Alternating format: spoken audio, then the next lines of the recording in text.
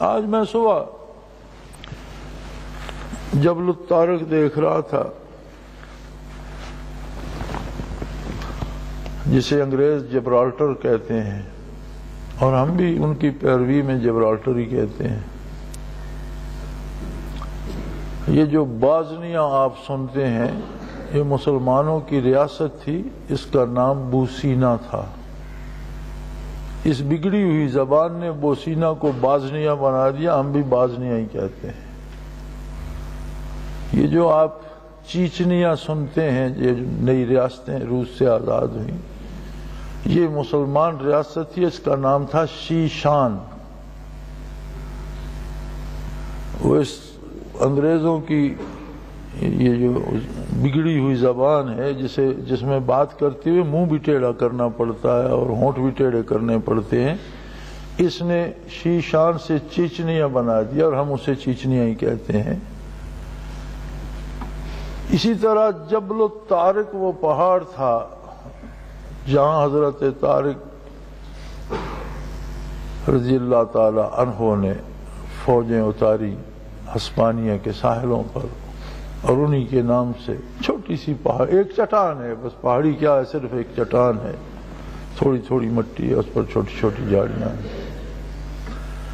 آج وہ دکھا رہے تھے، اور وہاں انہوں نے افریقہ سے لا کر بندر آباد کیے ہیں، اور وہ وائلڈ لائف میں وہ ان کی دکھا رہے تھے بندروں کی۔ یعنی ان کا بغض دیکھیے کہ حضرت طارق کے نام سے ہے تو اس کی کس طرح سے توہین کی جا سکتی ہے۔ تو وہاں تو بندر نہیں پائے جاتے تھے، افریقہ کے جنگلوں سے بندر اٹھائے اور ان کی خاص خوراک کا انتظام ہو رہا ہے، اور ان کو وہاں بسایا گیا، اور ان کی وہ بندر ڈسکس کر رہے تھے، اور میں ان چٹانوں کو دیکھ رہا تھا۔ آپ نے جب وہاں لنگر انداز ہوئے تو حکم دیا کہ جن جہازوں میں امائیں انہیں جلا دیا جائے، جو بھی 4 تھے، 5 تھے، 10 سے۔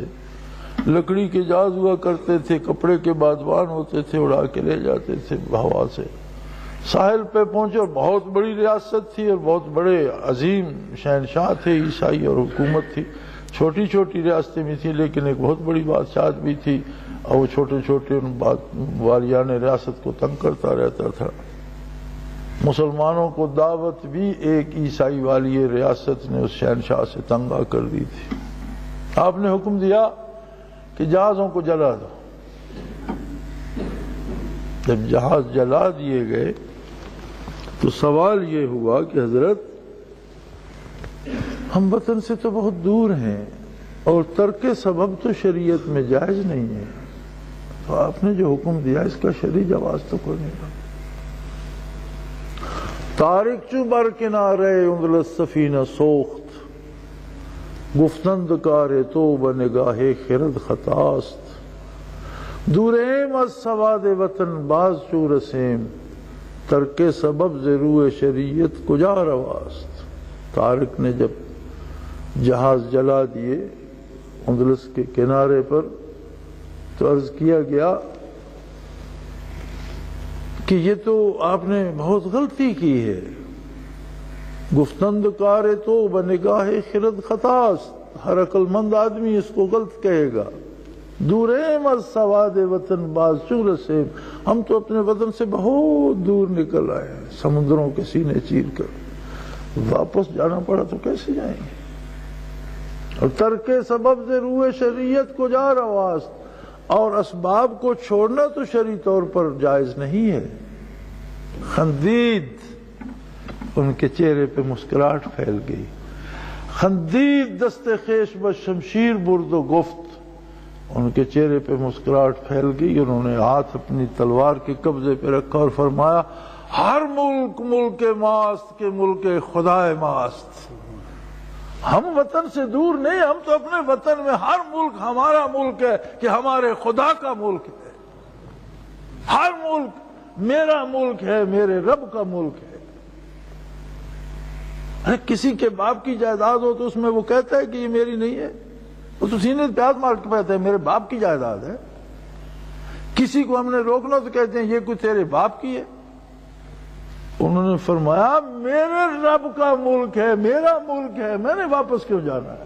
تم یہ کیا سوچ رہے ہو کہ ہم وطن سے دور نہیں ہے، ہر ذرہ زمین ہمارا وطن ہے، ہر خطہ زمین ہمارا وطن ہے، ہر ملک ہمارا وطن ہے، اس لیے کہ ہمارے رب کا ہے۔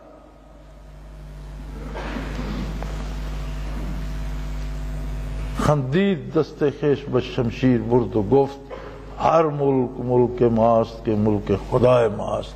اور ان مٹھی بھر جانثاروں نے یہ ثابت کر دیا کہ ہسپانیہ ہمارا ملک ہے اور صدیوں تک رہا۔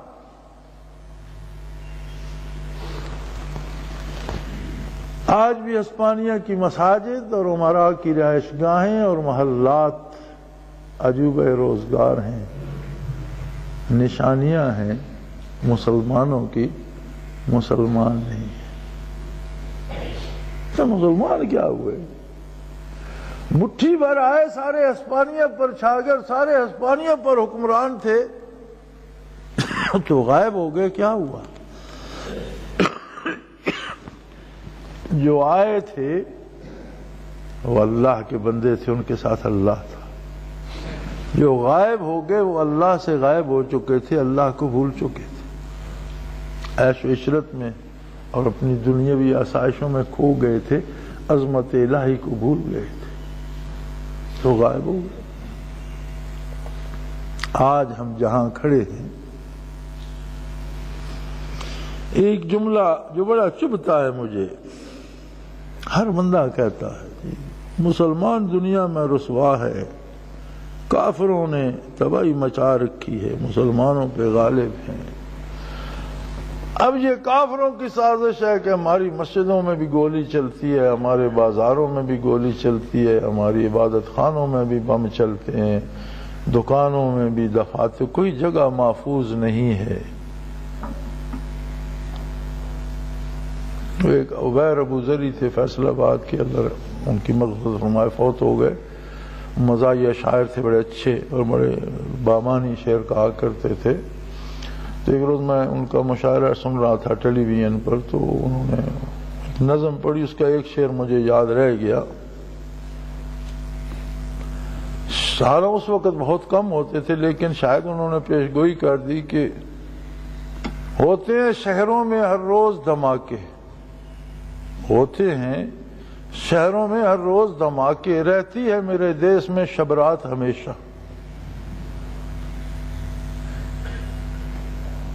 تو مجھے دکھ اس بات کا ہوتا ہے کہ ہماری جو سوچ ہے یہ صحیح نہیں ہے۔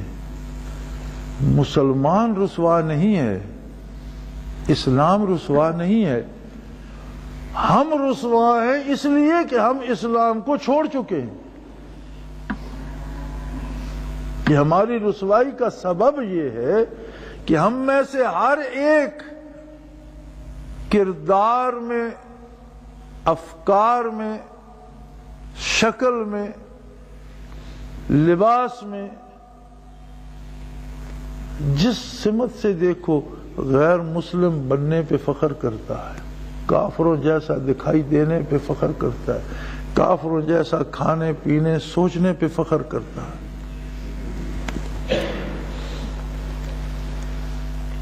وضع میں تم ہو نصارہ اور تمدن میں ہنود، شکل تم نے عیسائیوں جیسی بنا لی اور کردار ہندوؤں جیسا، رسومات ہندوؤں سے لے لی اور شکل عیسائیوں سے لے لی۔